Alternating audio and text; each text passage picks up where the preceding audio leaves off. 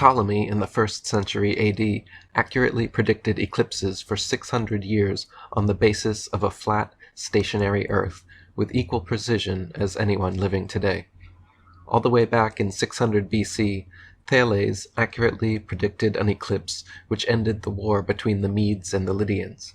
And as far back as 3,000 years ago, the Chaldeans, Egyptians, Indians, Chinese, and others accurately predicted eclipses to within seconds of modern methods. Eclipses happen regularly, with precision, in 18-year cycles, so regardless of geocentric or heliocentric, flat or globe Earth cosmologies, eclipses can be accurately calculated independent of such factors. Another assumption and supposed proof of Earth's globular shape, heliocentrists claim that lunar eclipses are caused by the shadow of their ball Earth occulting the moon. The idea is that the Sun, Earth, and Moon spheres perfectly align like 3 billiard balls in a row so that the Sun's light casts the Earth's shadow onto the Moon. Unfortunately for them, this explanation is rendered completely invalid due to the fact that lunar eclipses have happened and continue to happen regularly when both the Sun and Moon are still visible together above the horizon. But for the Sun's light to be casting Earth's shadow onto the Moon, the three bodies must be aligned in a straight 180-degree syzygy. As early as the time of Pliny, there are records of lunar eclipses happening while both the Sun and Moon are visible in the sky together, and it continues happening during lunar eclipses to this day. In an attempt to explain away the inconsistencies in their theory, heliocentrists usually claim light refraction must be happening on a scale large enough to account for the phenomena. But even if this highly implausible, reverse-engineered, damage control explanation is accepted, it cannot explain how Earthbound observers are supposedly able to see 12,000 miles, 180 degrees around a globular Earth to objects on the other side. The reality is, eclipses are a far more occult and mysterious phenomenon than lining up 3 billiard balls. Lunar eclipses only occur during full moons, when the moon is at the crossing point of the ecliptic opposite the sun, and solar eclipses only occur during new moons, when the moon is at the crossing point of the ecliptic and aligned with the sun. Such solar and lunar conjunctions and oppositions happen a minimum of 4 times per solar year, and depending on their exact altitudes and observer location, will produce partial, total, or annular eclipses. In ancient cosmology, these lunar nodes and accompanying eclipses were personified as the gods Rahu and Ketu, often shown devouring the sun or moon. During solar eclipses, the new moon conjunction directly crosses the sun, causing the blackout effect, and during lunar eclipses, the full moon opposition to the sun causes the shadowy red tint. This phenomenon is wholly celestial, involving the luminaries and their regular interactions with one another, and not in any way terrestrial, involving the earth beneath our feet, causing upward casting shadows into the heavens. Earth is a level, motionless plane, with the sun, moon, and stars revolving over and around us, just as you experience every day. The North Pole is the magnetic monopole center point, with Polaris, the North Pole star, situated directly above. Polaris is the only motionless star in the heavens, with all the other constellations revolving perfect circles over the Earth every night. The so-called planets, known to the ancients as wandering stars, were named such because they were observed then, as we can observe today, to wander the heavens, taking their own unique spirograph-like patterns, making both forward and retrograde motions over and around the Earth during their cycles. Meanwhile, the fixed stars were named such because they were observed then, as we can observe today, to stay fixed in their constellation patterns night after night, year after year, century after century, never changing their relative positions.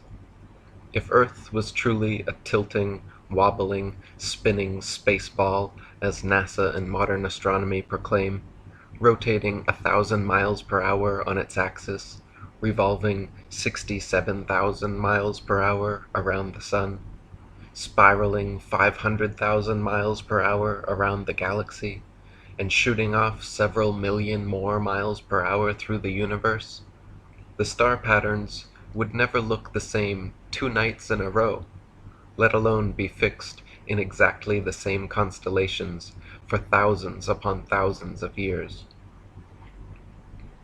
The reality is that the Earth and Polaris do not move, while everything else in the heavens revolves over Earth and around Polaris, east to west, like in a planetarium dome. Our Earth planetarium, however, is so vast that perspective won't allow any observer to see all the stars simultaneously from any one vantage point. We can see Polaris, Ursa Major and Minor, and other northern constellations from every point north of the equator simultaneously, but conversely cannot see the so-called South Pole star, Sigma Octantis, the Southern Cross, or other outer constellations simultaneously from every point south of the equator, because they all sweep over a great southern arc from their rise in the evening to their setting in the morning. Facing north, the stars turn counterclockwise from right to left. Facing south, they turn clockwise from left to right. Facing east, they rise in front and set behind, while facing west, they rise behind and set in front. So their apparent motion, angle, and inclination changes depending where you are on Earth and what direction you are facing. But their actual movement is always east to west.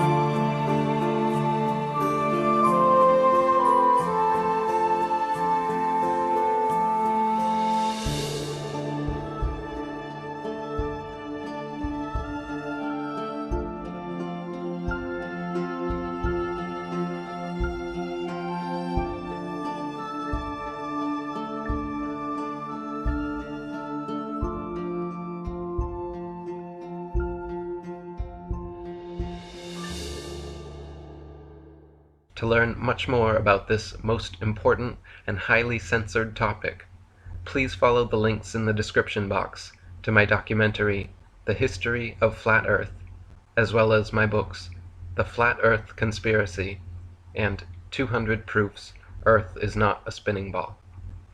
Thank you.